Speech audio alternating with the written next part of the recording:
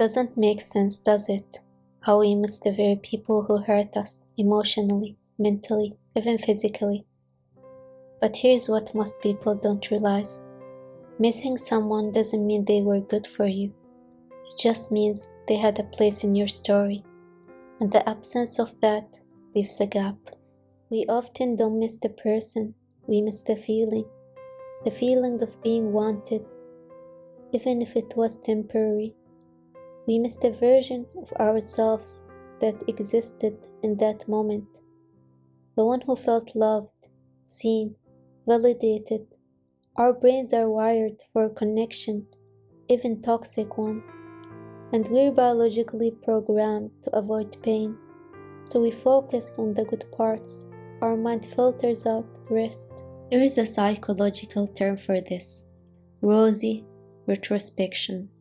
It means we tend to remember past events as being more positive than they actually were, especially when we're lonely or grieving. That's why we don't play the red flags.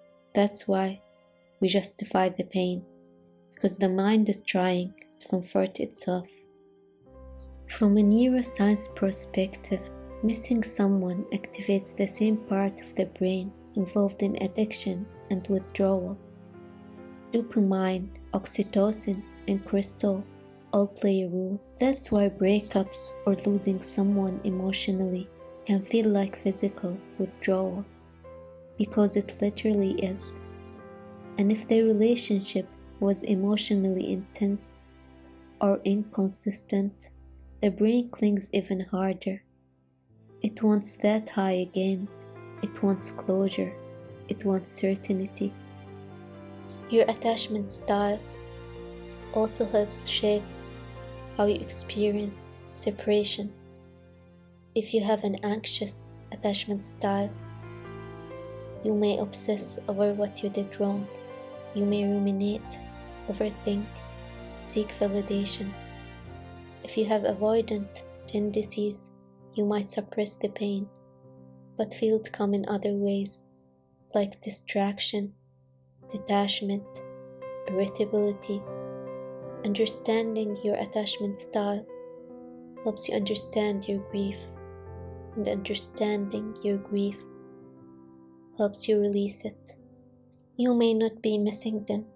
You may be missing the emotional safety you hoped they would bring, the fantasy version of their relationship, the identity you had when you were with them. And sometimes, missing them is easier than admitting to yourself that they never truly saw you or loved you the way you deserved. Letting go doesn't mean you erase the past. It means you accept that the person who hurt you is no longer meant to shape your future. It means creating space in your life for people who don't confess love with control, people who don't make you question your worth, people who don't make healing feel like punishment. So yes, you might still miss them. That's okay. But remind yourself of this. Missing someone is not a reason to return to what broke you. It's just a reminder that you're healing. And healing, by nature, is uncomfortable. This is why, where we talk through the thoughts we all have, but rarely say out loud.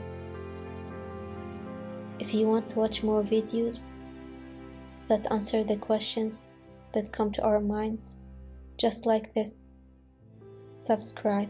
See you next time.